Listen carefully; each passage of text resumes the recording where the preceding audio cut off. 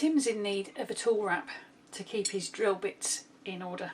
I've got two different pieces of upholstery fabric. This is an upholstery velvet and this is heavy duty cotton fabric.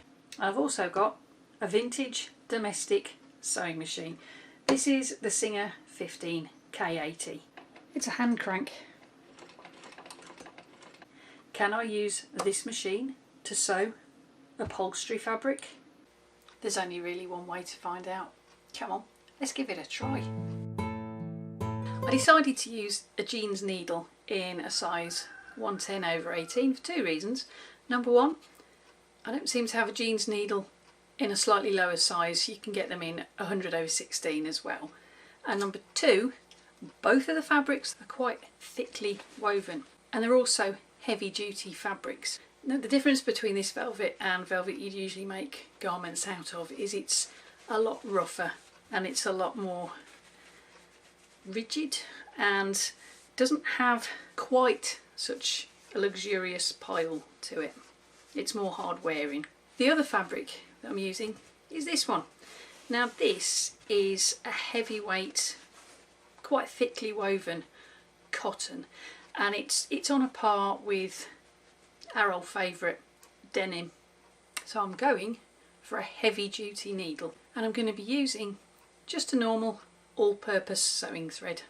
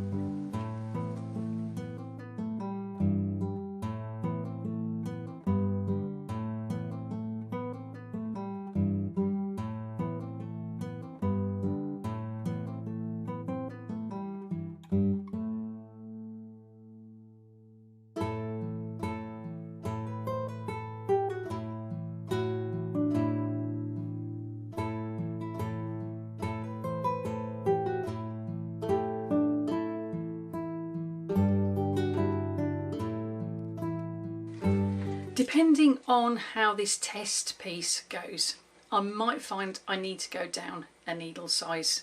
And sometimes when you do a test piece with sewing, you might find that you need to go up a needle size. And the best way of working out whether you do need to change a needle is see how the stitches perform.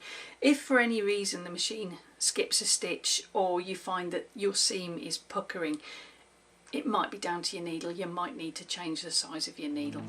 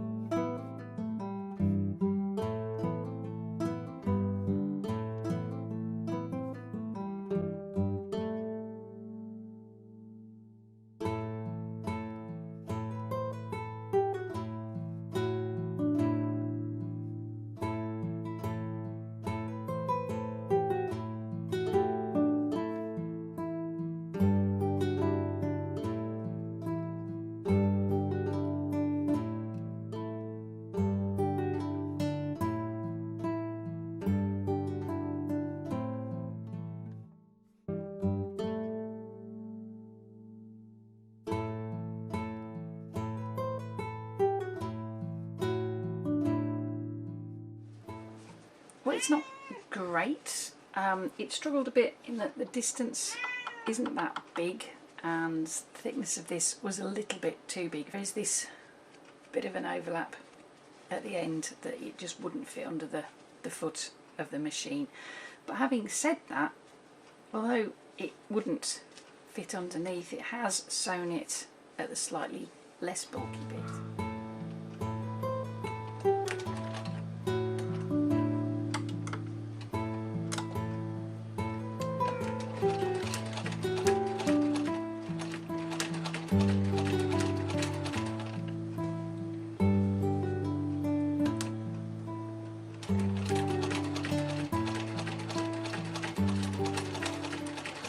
Now obviously this is a tool roll, so that little bit of a sticky out bit there doesn't really matter, but that is one thing that you do have to watch with layers. Make sure you can fit them under the foot. The next thing to do is to put the pockets in, and to do that I've got one of the drill bits and I'm just going to measure a comfortable distance for it to fit in from this seam line here. Well, this is the biggest one and it looks like comfortably I'm looking at 2 3/4 inches. I'm just going to sew all the way across for the different pockets.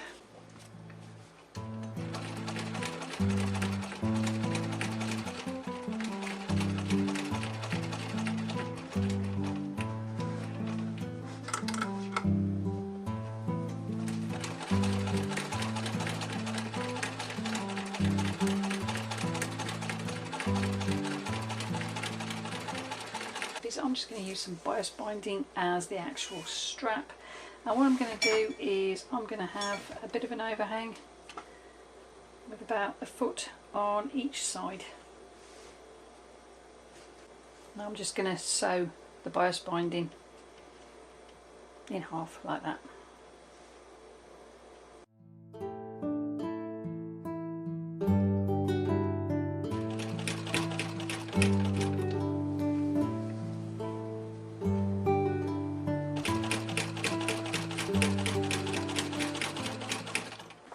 Just find the middle of your tool roll, which is about there, and then stitch the middle of your bias binding to the middle of your tool roll.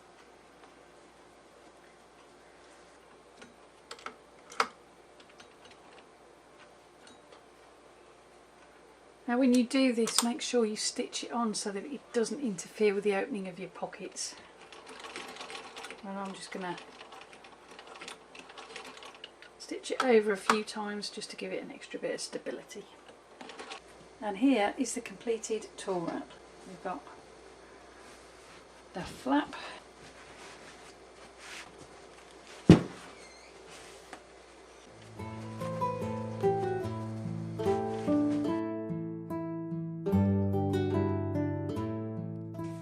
so in conclusion, can you sew upholstery fabric on a domestic sewing machine?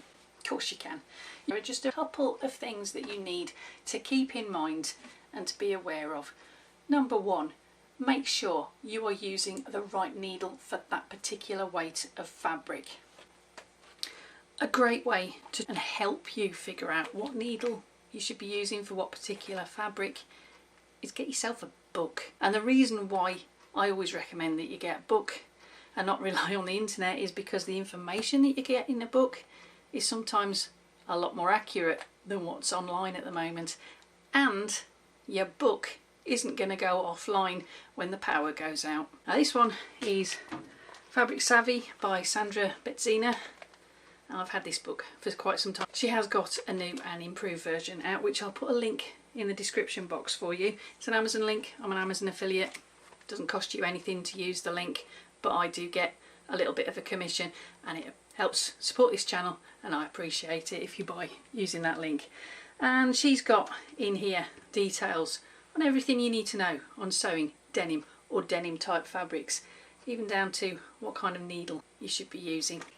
She's even got a pretty good section on velvet, which again tells you what kind of needle you should be looking at for your particular project.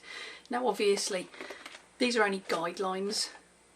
The needle you do end up using is determined by your sewing machine, the thread you're using, and the thickness of the material that you're using, which might differ to the thickness that I'm using, and it could differ from the thickness that she covers in this book.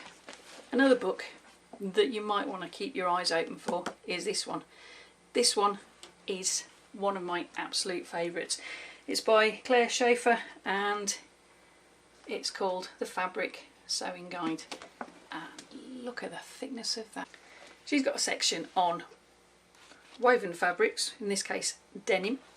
Over here she tells you, gives you hints, tips and suggestions on the best way of dealing with a denim type woven fabric. And not only does this book cover velvet as well, but you also get a section on tufted piles, which is basically what velvet fabric is.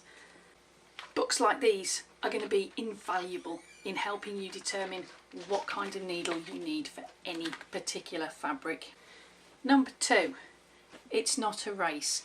If you're using a domestic sewing machine to sew heavy duty fabrics, slow your speed right down. You need to give the sewing machine enough chance to get the needle through the fabric and back up before you ask it to move on to make the next stitch. If you go too quickly, it's going to start skipping those stitches and your seams are going to fall apart. Number 3, if you're using a domestic sewing machine that is motorised, so it's got a motor attached to it, the motors on domestic sewing machines aren't strong enough to cope with heavy duty fabrics 24/7, 365 days a year.